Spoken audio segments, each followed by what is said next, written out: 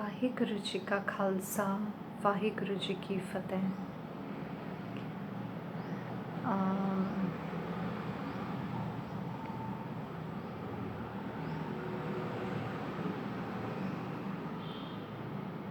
शुरुआत करने जा रही हूँ सन मस्कीन जी के बुक गुरु ज्योति के बारे कुछ डिस्कस करने के लिए। सबसे पहले तो मैं ये बता दूँ कि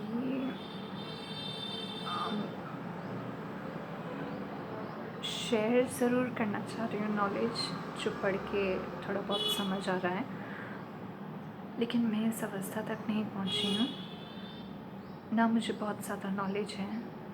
but I am a big admire of Sant Maskeen ji. मुझे बहुत अच्छा लगता है उनकी कथा सुनना। बहुत सारी उनकी कथा सुनी है मैंने, पर हाँ फॉलोअर नहीं होती ज़्यादा। करती होती तो शायद आज कुछ अलग अवस्था में होती। बट स्टिल बोलते हैं ना, जो भी नॉलेज जितनी भी मिली है शेयर करना चाहिए। शेयर करने से बढ़ती है नॉलेज। और सन मस्कीन जी जैसे बोलते हैं कि जब वो कथा करते थे तो वो बोलते थे कि कथा सुनने वाले का भी भला हो और करते हुए उनका भी भला हो। कथा करते करते वो खुद उस अवस्था तक पहुँचे और सुनने वाले भी उस अवस्था तक पहुँचे। तो वाहिगुरु जी ऐसी कृपा करें कि जो भी मैं शेयर कर रही हूँ, सुना रही हूँ, उससे सबका भला हो और सुनाते हुए मेरा भी भला हो, हम सबका कुछ अच्छा हो। पता नहीं मैं बहुत अच्छे से कर पाऊँगी कि नहीं। This is the first time I am trying, but still hoping that all works well. तो सबसे पहले बिना ज़्यादा देरी करते हुए शुरुआत करते हैं। This is the first chapter of गुरु ज्योति। 9 द्वारे प्रगट किए 10वां गुपत रखाया। ये पंजाबी में है और सन मस्कीन जी के मैक्सिमम कथा जितनी भी उन्होंने की है वो पंजाबी में की है। तो मैं ये इसलिए कर रही थी कि थोड़ा बहुत हिंदी में भी कोई समझे। तो इसमें उन्होंने शुरुआत जैसे की है, समझाया है। 9 द्वारे प्रगट किए 10वां गुपत रखाया। 9 इंद्रियां जो हमारी हैं ये संसार की तरफ बाहर मुखी हैं। 9 इंद्रियां जैसे मैक्सिमम लोग समझ ही जाएंगे। 9 इंद्रियां जैसे अपनी 2 आँखें, 2 कान, टंग टू टेस्ट, या कोई भी रस हम जिस भी अपने फिज़िकल बॉडी से जो भी रस मानते हैं हम, तो ये सब प्रकट है, दिखता है हमें बाहर। और जैसे देख के कुछ अच्छा प्लीजिंग देख के हमारी आँखों को रस मिलता है, कुछ अच्छा सुन के गाने या जो भी हमें अच्छा लगता है, तो ये सब रस हमें बाहर से मिलता है। और जो 10वां गुपत रखाया बता रहे हैं, ये छुपा हुआ द्वार है, 10वां द्वार, और ये छुपा हुआ है तालू में, यहाँ ऊपर।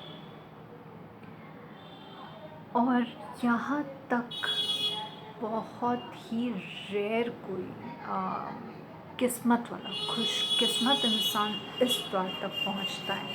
तो जो हमारी सुर्त होती है, विचार नॉन स्टॉप हमारे अंदर कुछ ना कुछ विचार चल रहे होते हैं और हमें बाहर से ये रस चाहिए भी होते हैं, तो हमारी सुर्त जो है वो बाहर ही बाहर भटकती रहती है।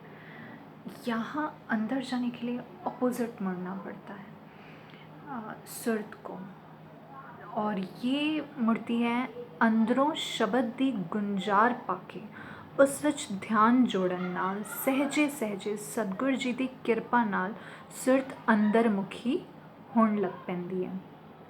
सिर्फ एक मेन जो बोलना चाहिए, बहुत ज़्यादा ही मेन चीज़ जिससे ऐसी अवस्था बनती है वो है एक शब्द पे ध्यान जोड़ने से।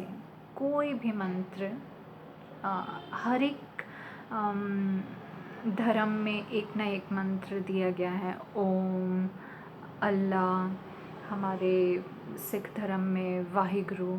तो किसी भी एक शब्द में जब हम ध्यान जोड़ के उसको नॉन स्टॉप बोलते हैं और सुनते हैं तो ध्यान अंदर जाने लगता है धीरे धीरे धीरे धीरे धीरे धीरे। जब जाता है अंदर ध्यान तो फिर जो नॉन स्टॉप थिंकिंग चलती रहती है हमारे अंदर, कुछ ना कुछ वेस्ट टाइम पास, कुछ भी बोल लीजिए, तो वो धीरे धीरे स्टॉप होने लगती है।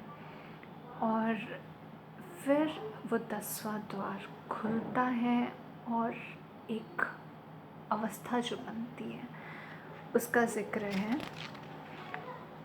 इस दरवाज़े तक जैसे कबीर जी भी पहुँचे हैं, उन्होंने भी बताया है। भगत कबीर जी ने जैसे बोला है, दर मादे ठांडे दरबार, तुझ बिन सुरत करे को मेरी, दर्शन दीजे खोल किवाड़। एक लाइन है, खोल किवाड़ दिखाले दर्शन, पुनरप जन्म न आया। जो अवस्था बनती है वो क्या है, जन्म मरण से मुक्ति मिल जाती है। और उस द्वार पे जब हम सुरत पहुंचती है तो अनेक प्रकार के धुन सुनाई देते हैं। जो रस मिलता है वो अमृत रस होता है। बाहर से जो रस मिलता है उससे कभी सेटिस्फैक्शन नहीं मिलती है।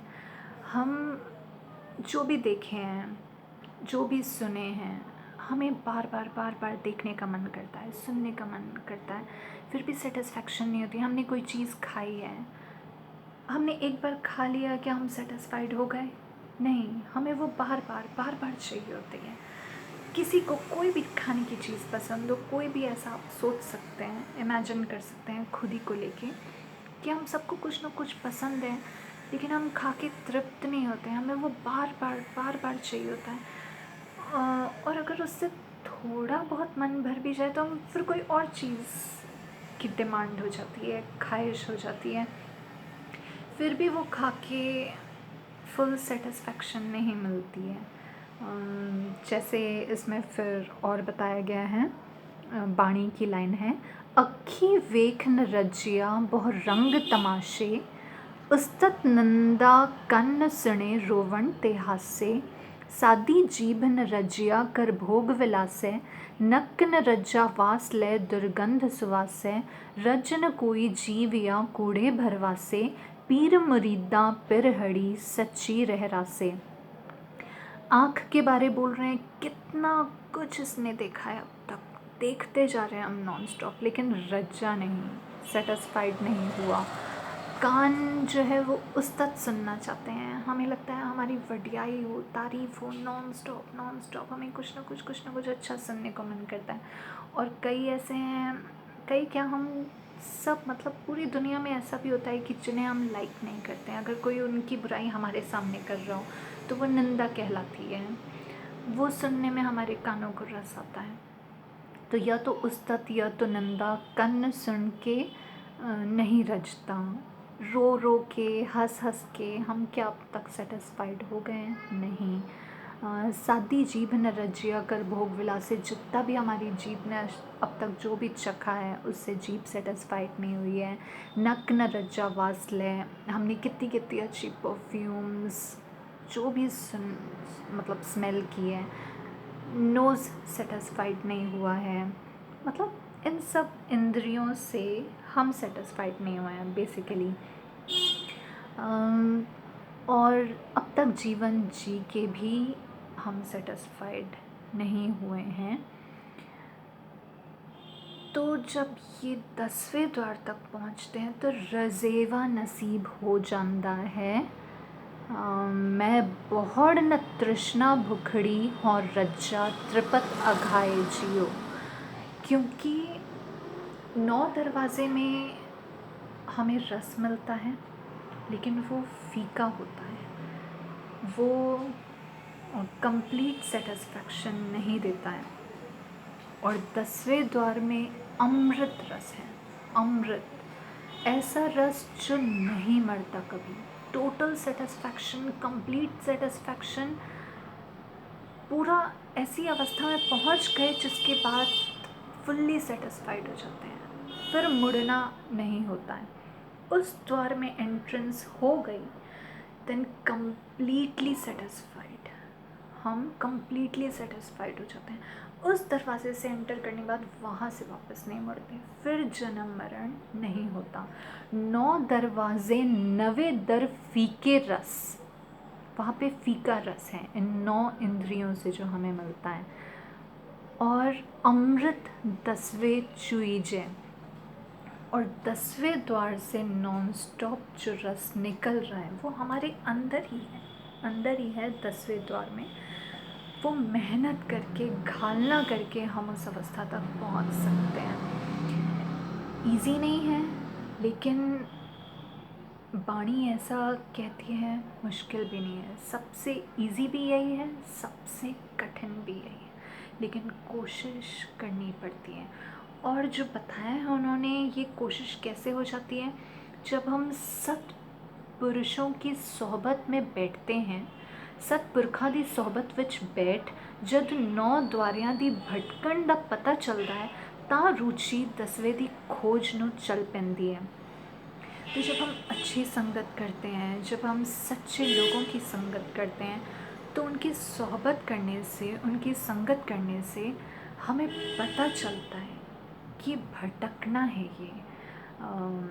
और जब इस भटकना का पता चलता है कि यहाँ पे हमें सेटिस्फैक्शन नहीं मिलेगी, बार बार we have to go through the pain of birth and death, तो फिर ऐसा जब पता चलता है धीरे धीरे, और जब हम करते रहते हैं, फिर वो रस धीरे धीरे आने लगता है, तो ऐसी अवस्था बनती है। 10म द्वारा अगम अपारा परम पुरख दी घाटी, और ਇੱਥੇ ही अनहद धुन सुनन ਨੂੰ मिलती है, तो ਇੱਥੇ पूज के ही परम प्रकाश जो आनंद ਦਾ ਸੋਮਾ है उसके दर्शन होंदे ने, जीवन ਨੂੰ लक्ष्य मिल जाता है, तो भटकना मिट जाती है। इस चैप्टर में इन्होंने, सनमस्कीन जी ने हमें ये समझाया है। वाहिगुरु जी कृपा करें सुनाते हुए मैं भी और समझूं, और आप लोगों को भी अगर अच्छा लगे तो सुनिए। होप सो कि वाहिगुरु जी हम सब पे कृपा करें और अच्छी अवस्थाएं बने हम सबकी। Let's hope for the best. Thank you for listening, thank you so much. Waheguru ji का खालसा, वाहिगुरु जी की फतेह।